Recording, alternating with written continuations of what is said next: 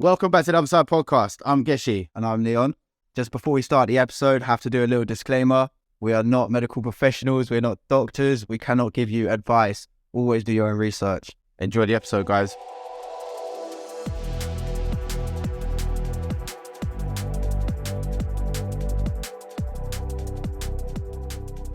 This episode, we are here with Amit from Pure Sativa. But before I delve into it, I might as well let Amit explain the company and just give us a little background on Pure Sativa. Thanks for having me first. Yep. Nice. Welcome to the podcast. Yeah. Well, we started around 20 years ago, and it was more of a passion thing rather than a business. I firstly launched the sweet leaf grinder into the UK, and from that it just started. Me going to Amsterdam to the Cannabis Cup from 1994. Yeah. So I kept going just as a normal guy, just going there, and thought one day I want to hopefully do a business from this industry, make a business out of this. From that, I started selling seeds. First seed bank I ever started with was Flying Dutchman, a really good seed bank. He helped me a lot, and from that we moved on to people like Serious Seeds and Magus and TH Seeds and these kind of guys. And it was basically more of a passion of what I liked myself is what I wanted to sell. So you got involved in the seeds and started selling them like as a wholesaler.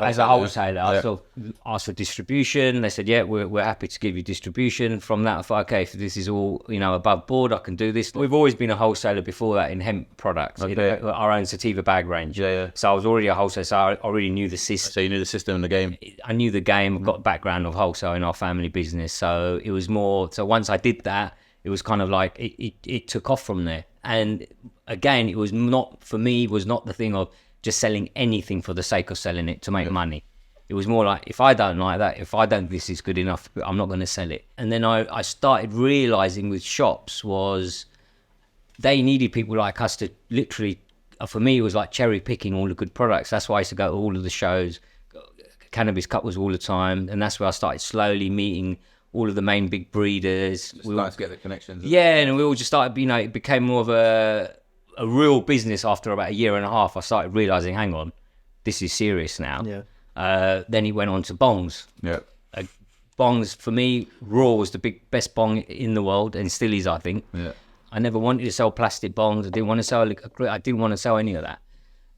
This was what I wanted, and from that, original bubble bags from Bubble Man. So it was more brands. A lot of these old school guys who created things. Created products. I wanted to sell their products, right. And then we slowly moved on to people like DNA Genetics, Karma Genetics. These kind of guys were all first buying seeds off you and going like, yes, these guys have got the DNAs. Yeah. And at that point, DNA was like the branding was on point. Like they had all the kind of merch as well. Yeah. And it looks cool. Guys from USA have come over, changed the game completely. Found out about me, could give us a call. Do you want to distribute for us? I'm like, yeah, I'd love to do that. Let's do it. And then I helped them grow that company, and we between us just blew it up. Yeah. Same with Karma. He was around for a long time. Again, an amazing breeder. Really passionate about his stuff. And again, that was important to me. I didn't want to just sell seeds again, especially white label seeds or just people selling seeds for the sake of selling seeds. Anyone can make a brand as well. For me, it was more working with the breeder, knowing what you're doing, knowing you're doing your testing, knowing you're doing the right work. So what I'm selling, the souvenirs I'm selling to people, at least I know it's genuine. Yeah, it's proper. Well, as long as you know they're checking it, you don't have to check it yourself. I don't need to check it. They're not just in it for everyone's in it to make some money, of course, but they're not just in it because of the cash. They're in it because they're passionate about it and they like it. They love the industry. Well, with cannabis though, isn't it? Because it needs to be like nature is a plant. It needs like a certain level of care. Totally. Quality. Which I don't think a lot of people do. Oh. And things have obviously over the years have changed massively. When we was doing this, for us there was no Instagram, there was no social media, so getting out there was harder, isn't it? When we had a strain to release, let's say if it was Cali Miss from Serious Seeds, for example, that had to go in Weedwell magazine. That took 2 months to come out. That's when we released. And even when we started, how I first really got this going was in Loaded magazine. So Howard Marks used to have a page in Loaded.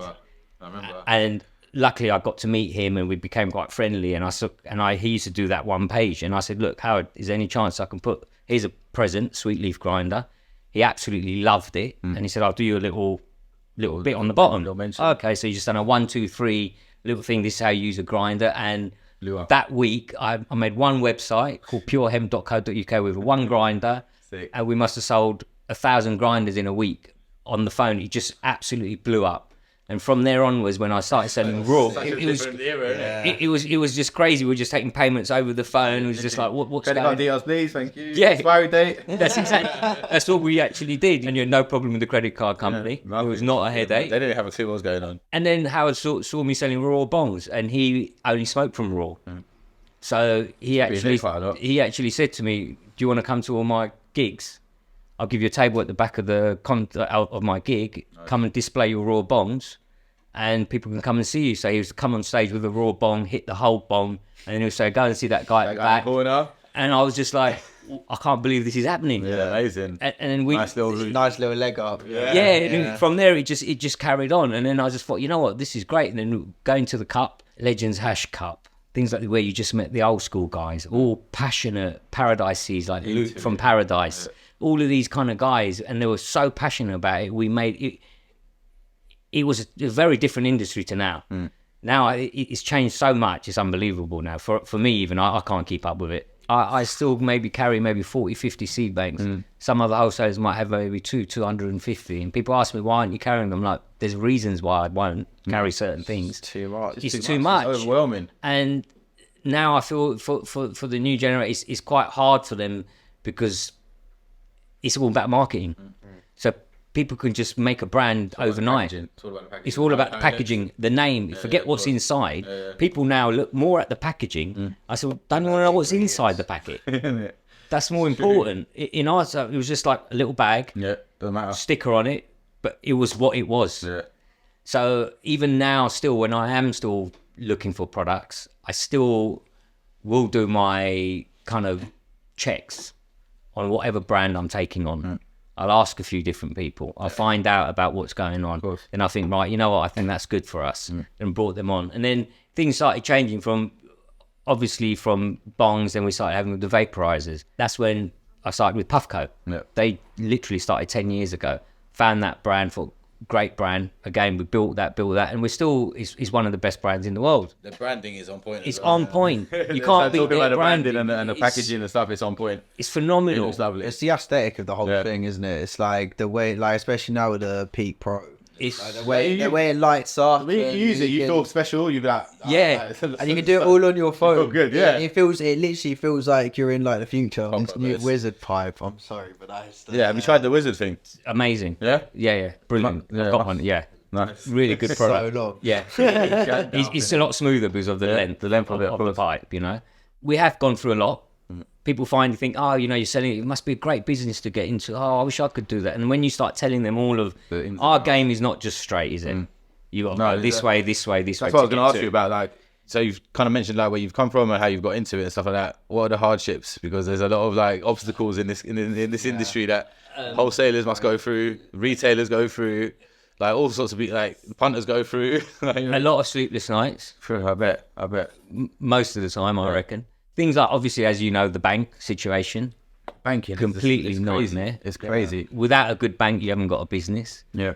In the last few years, I think, from our industry meant to get better, I feel it's gone back again because... Keep saying that, innit? It's like it's literally regressing right now. It's weird. One way, everyone feels it's going to be legal. And again, I keep telling people, hang on, in the background, you're not seeing how we're getting squeezed. Yeah. Without finance or banks, we haven't got a business. Yeah. The amount of customers I know who had their bank accounts frozen over the last few years, they literally just cut you off. You haven't got a business then. Credit card facilities, another one. I mean, with the dwindling of cash as well. You're banking cash, you're getting your bank accounts closed. So many people are literally now not going to come in this industry. And I think the good, solid businesses will survive, but a lot will go. I reckon in the next sort of few years for sure. A few years ago, CBD was booming, and we were like just queue out the door all the time, like really busy, and it feels like it hasn't like progressed as much as we expected it to. And CBD maybe is not the hot topic it was. I mean, They're still selling good like CBD like numbers and stuff. I'm not complaining at all, but it's like almost like I don't know where it's going. I can't work it out. I thought it was just gonna the trajectory was just gonna carry on going up, but now it feels a bit like it was a big change with Brexit because they kind of like the Europe thing. Yeah, because Europe kind of started that whole movement and the whole trend of like this is what we're doing now. Cannabis is And like going this CBD's direction. everywhere. CBD's like super liberal everywhere. Obviously, it became, because it was an EU rule and the UK government hadn't had their little jab at it yet. It was really free, and we were able to do so much stuff and sell flour and stuff. Yeah, yeah. And then as soon as Brexit happened, they kind of like were chucking out these like little warnings about what they were going to do, but nothing ever happened, and nothing really was changed. And then all of a sudden, bang! Like in the last year, like so many people have been getting clamped down on in terms of their banks. They're getting clamped for like raiding their shops and like this. Like, I mean, put it this: the bank wouldn't give me a bank account because of my sativa bags of a hemp product. It's ridiculous with a word on it. With the manager showing him my product. Yeah. And I'm saying to him, you're not going to give me a bank account for this product. And he actually said, well, when we actually search and put hemp up, it all comes up with cannabis. I said, yes, obviously, I understand that. But you have given a bank account to Holland & Barrett, haven't you, down the road? And all these other companies selling CBD. But we can't.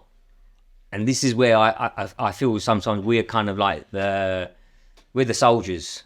We're here to just keep going, pushing it. Otherwise, we're going to keep pushing it. Brexit was another complete Brexit was a ruin. Fuck up, mate. That was a fuck up. Excuse my language. Yeah, no, totally. And I think people, again, for us wholesalers, where the hardest thing is importing seeds, for example, importing certain products. A lot of shops didn't realise that actually seeds, you can't import them now without a certificate. Without that certificate, they won't let them in the country. You're not allowed to bring them in as souvenirs because they're still a seed. Yeah. So for us, again, that's another whole headache we've got to deal with. Isn't it? So ridiculous when you actually think about it. Like, really, the reality of it is a seed that's growing a plant that isn't doing anything like damage. It's not harming anyone. But they want control. This is it. They want the whole control, and we just got to carry on. The thing is, we are used to what we do. To us, it's normal to not have to go straight. Yeah, we're kind of used to it. A lot of people say, how do you do that? We just do it.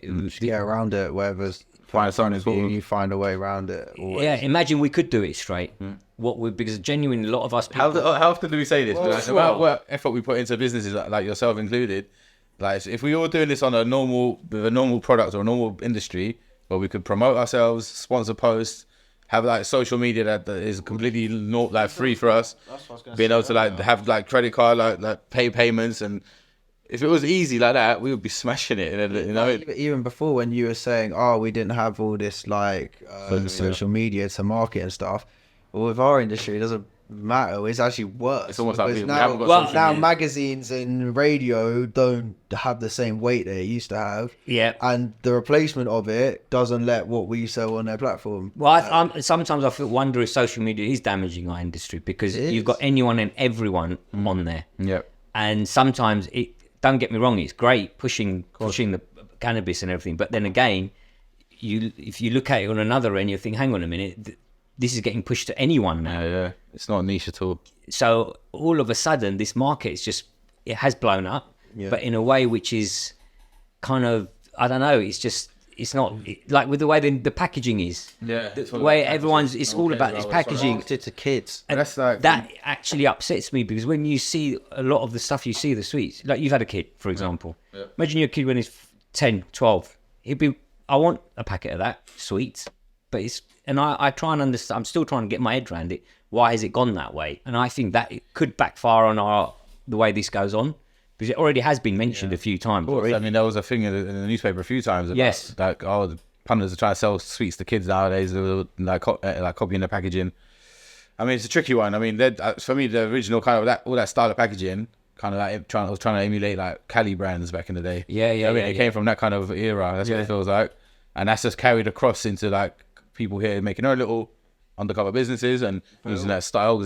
That whole branding idea stemmed from the fact that people like munchies and so it's like when you're a stoner, that's what you want. Really like a bag of Skittles. No, I do. No, I get that. New version of the Freak Brothers. They've got all that magazines but it's.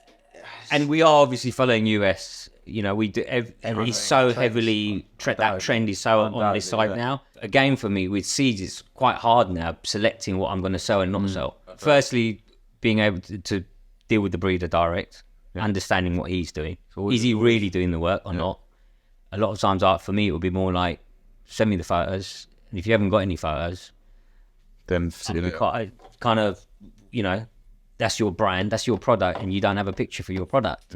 How does that work? It doesn't. It doesn't make sense to me. To me, it's quite straightforward. I understand there might be obviously certain complications can happen, but that's how I do it. And then again, ask around, find out, do my little bit of research, and after all these years, you kind of get the eye. Even when I'm at shows, I'll go to the Champ show, or I'll go to MJB's, or just walking around, I'll slowly get a vibe of something. I think that's great for our country. That would be good for us. Yeah. People might like this. You know, different things like we brought in the Grove bags or the Restash jars, and these are all American brands which people really want here, and good quality. And for shops, it's nice to have a section of all that branded stuff what people want. You know what I mean? You get a mix of everything like you have. This kind of stuff, isn't it? Like the Lemon Tree, I've worked with them for years, the Lemon Tree boys. Yeah. Like, literally, the branding is like, boom, big, bright. It looks nice. And then again, when you're talking about the CBD market, again, very light seeds, flooded with so many brands. And the way I look at the CBD market, and I tell a lot of people who want to sell me CBD, I only have 1-2 brands. And I tell a lot of brands, do you have a lot of money? If you don't, forget it. Because it's not about the product no more. It's about who's got the money to brand this product. Yeah. Doesn't matter how shit it is or good it is.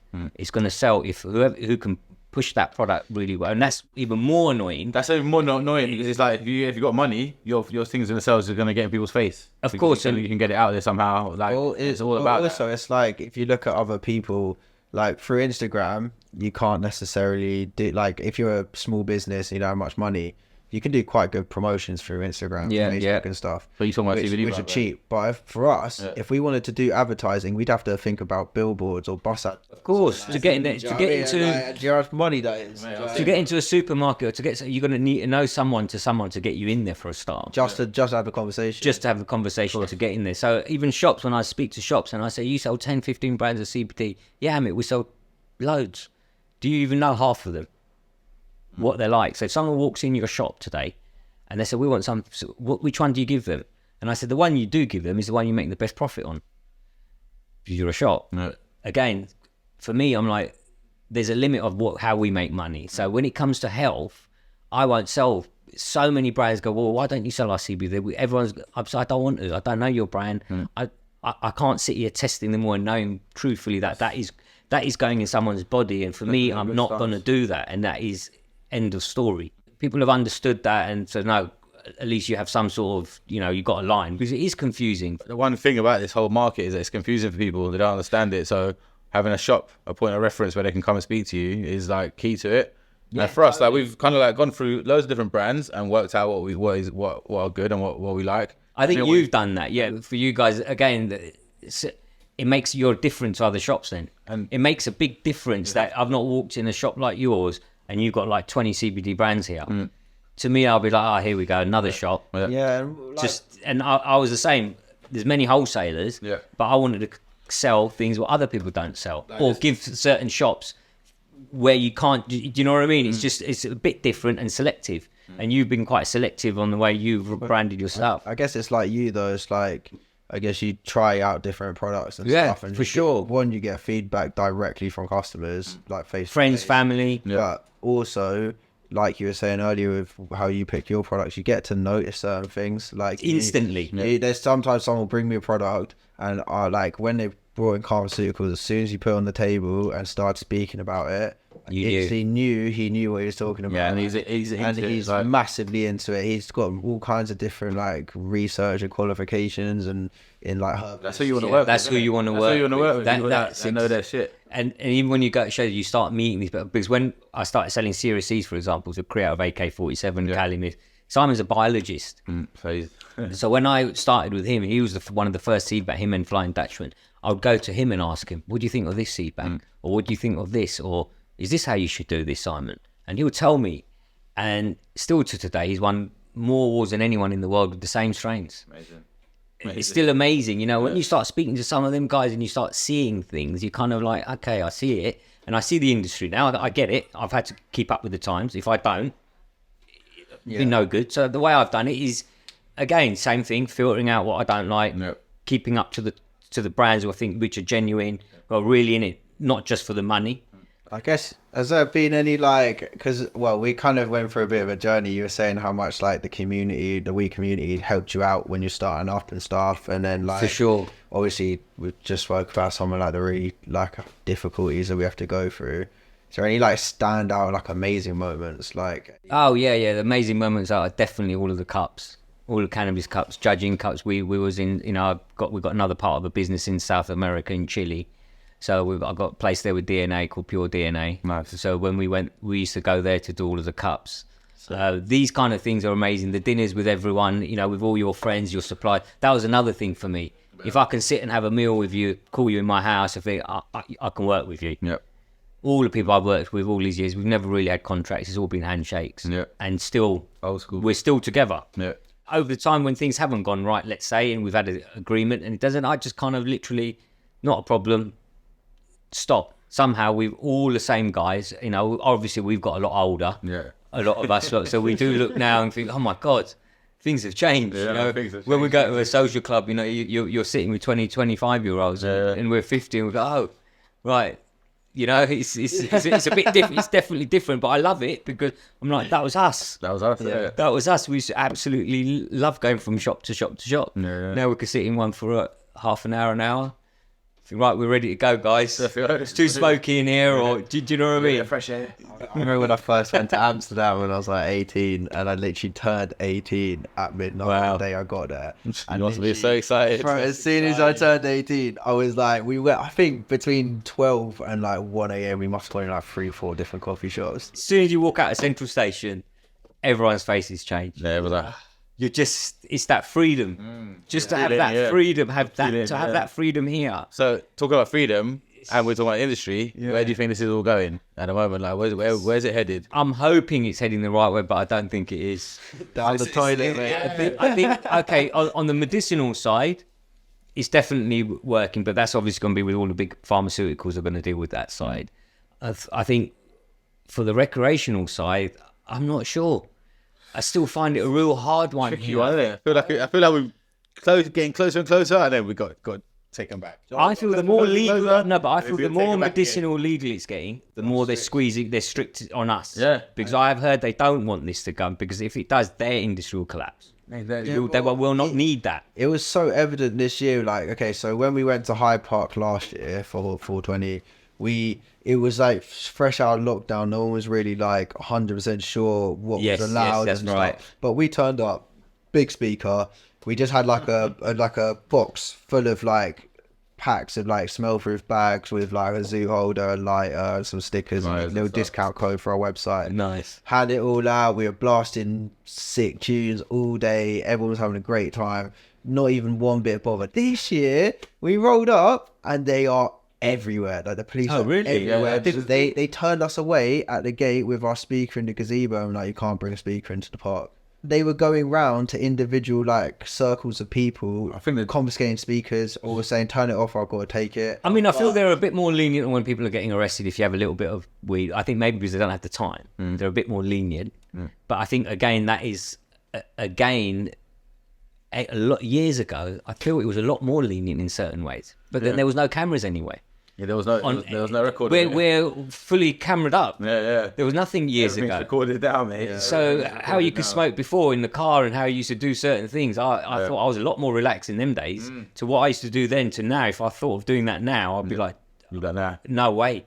But then again, now I look at it again with this new generation, with all of the packaging, how everyone's doing what they're doing. I feel people think it's legal when it's so illegal. Walking here asking for weed, like we're like, it's not legal in this country. Do you know that? And they're like, what? We're pushing it in certain ways. So again, it's a difficult one. I don't know. Look, Germany's going to legalise. They're doing what they're doing. Thailand, Luxembourg.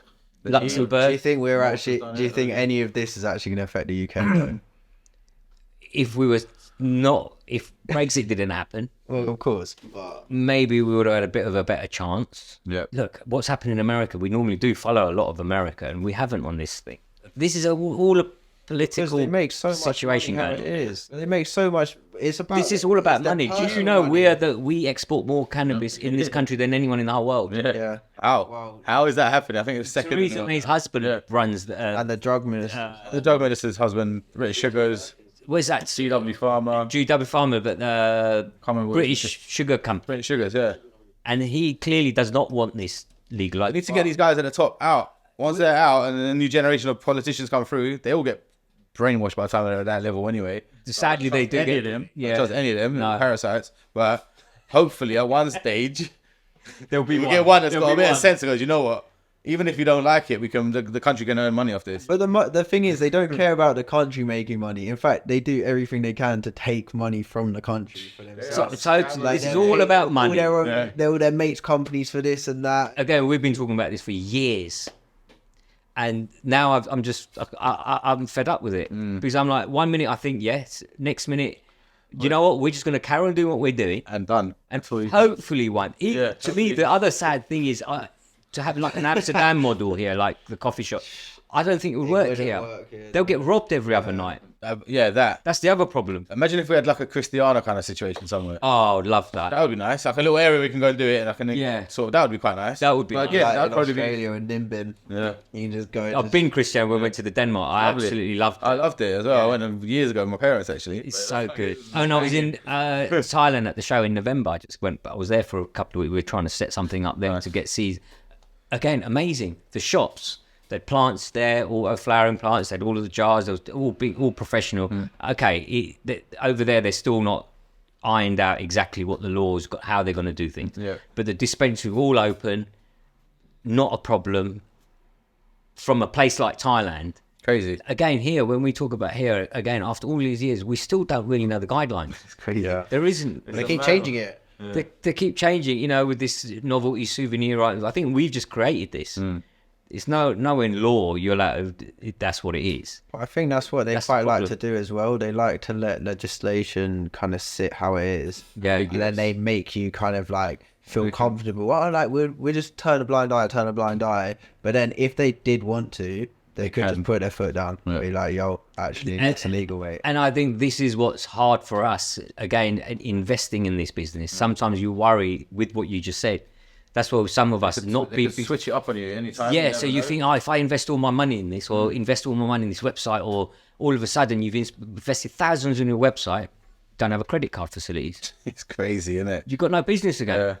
I've known a few CBD companies that's happened to. Like, it's happened to me several times where I've lost my merchant. I've had bank issues several times. Now I just try and work around it and advise shops. Basically, I advise shops, don't call your shop CBD something or, cannabis.com or something. Just don't call your company that. no. Well, really, why not? I said, well, because you're going to get an issue with the bank or... All your company something. Yeah. And traders something else. It's straight, but a lot of people don't know this. And when I tell them, they go, I'm so glad you've actually mentioned that. And I'm saying, no, you can definitely call your company something else, your website something else. But if you don't, you're going to put me at risk when you do bank transfers, and you will get closed within a month or two. Yeah. Guaranteed. You're gone. No, and you know what, like, I've said it on a few other podcasts before, but it's like when we started the shop and I was like, right, we need a website. Went through quite a few hurdles and mishaps of like building websites, and only to realize that you couldn't transact through it with CBD. And I was like, fuck's sake, like we spent grands on a website. And This is what I'm saying. Like WordPress website that wouldn't connect to any of the payment providers. And I was like, I didn't know this before, but now I do know it. So there was no you couldn't. There's no guide. There was no guide online. No one really knew how to get around it. And it was like now, if you Google how to transact CBD in a shop, there's loads of people telling you. There's a lot of information. I mean, years ago, what we used to do, we had like an association with a few of the wholesalers, ATA association, and we used to have like a little pack, and we used to send it to all the shops. No, we like to say, look, display like this, don't display this, don't put, certain things. So, and everyone really appreciated that. Yeah. That's how and look, we're all still here. Well, I assume since you're in the industry, you like to consume cannabis in some ways. Yeah, I do. How does it work for you? What's your... I'm a hash fiend. I love my hash. And for the last many years, I've been literally smoking hash. I don't smoke in the day. I haven't for years. Evening man. Right. Chill out. I don't drink. I've been drunk I stopped drinking when I was 30 years old, and this was my thing. And it helps me, just relaxes me. Yeah. And I just feel I should be able to do that. Yeah. I was doing anything wrong, not doing anything wrong. That, I think most of us stoners don't. In fact, most of us, we're at home, we chill out, we don't go to the pubs, Don't go many places. No fights happening. Nothing's happening. We Many just spend times money on food. we spend money on food. Many times. Italy, Have you finally. noticed when you go to Amsterdam? Many times you go outside the shop. I've literally done this, and I've seen there's a pub, and coffee shop. Yeah. Around 1 o'clock, I'll stand outside, and I'll go, right, now watch. You see how everyone comes out of the pub, and you see how everyone comes out of the coffee shop, all nice and quiet, silent, and laughing, and then all of the pissheads come out. And I'm like, I can't believe that is legal. Hanging around for hours. Still freaks me out that you can literally buy that. And many people which are anti-cannabis smokers have known me and said, like parents and, you know, it's good. I can't believe you do that. And I'm like, I tell you what we should do. Get a bottle of whiskey. Yeah. You down that. I'll do half an ounce, whatever you want me to do. Let's see what happens in about an hour.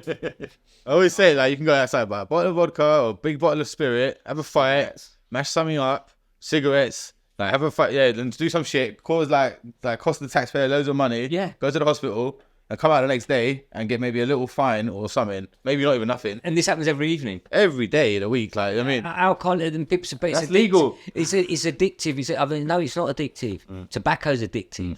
So when people are smoking with tobacco, they might smoke 10 joints. But when you smoke pure, you might not smoke that. You must smoke 1 or 2 joints.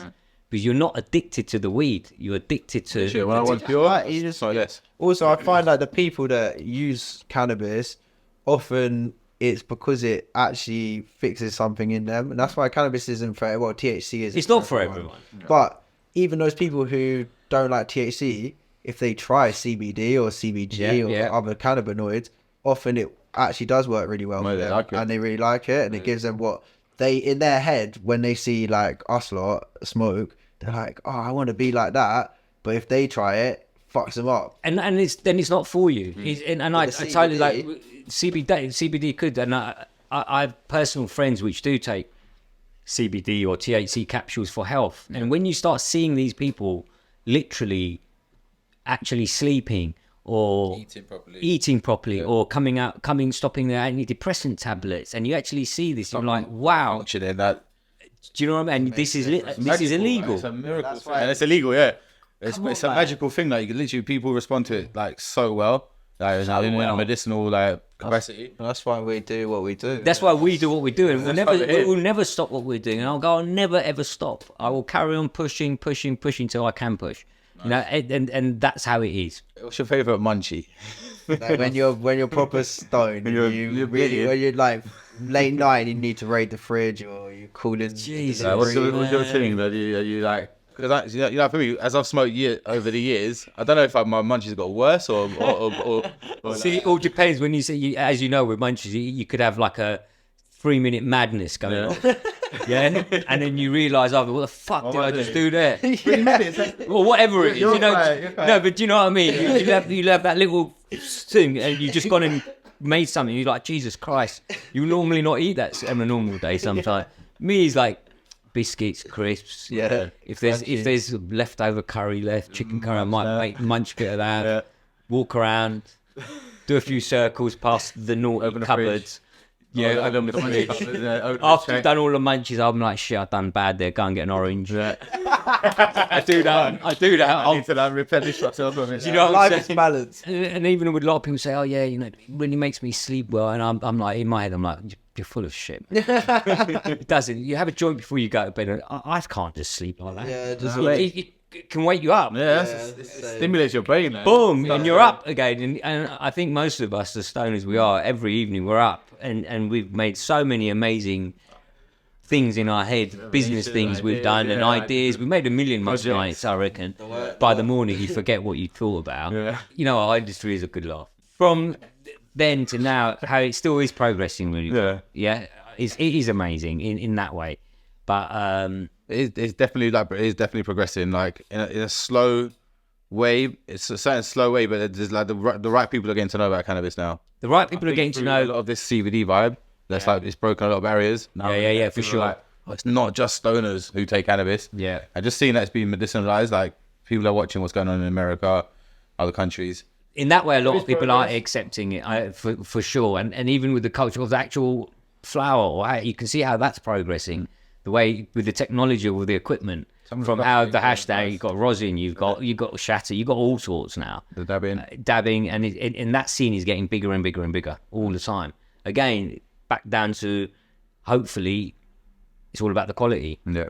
And you have sadly, you do have a lot of people selling bad quality. That's why in one way they should, some way along the line, decriminalise, do something. So there is some sort of a guideline. So even if someone does walk in your shop and has never smoked in their life before, rather than having a dab for the first time and getting blasted and ruining them, do you know what I mean? No, obviously, you wouldn't start drinking your first alcohol drink and not back in a whole bottle of whiskey. So I mean, when we started smoking, what did we start smoking with? Thai weed. yeah. Weed from hash blocks like red seal, green seal, Red Lib, 00, and in them days that was as strong as it was, but it was really. And then all of a sudden, he started getting stronger and stronger. So imagine now, for the first time having a dab, what it's going to do to you. Yeah.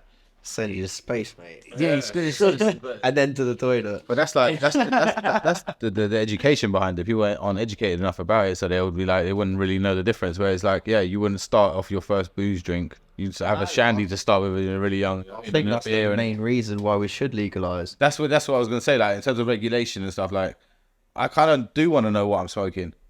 Oh yeah, for sure. I know exactly what I'm buying. Yeah, the labeling and stuff. I do want to know what cannabinoids are in every product. You've like figured all this stuff out kind of yourself and like doing your own research and stuff.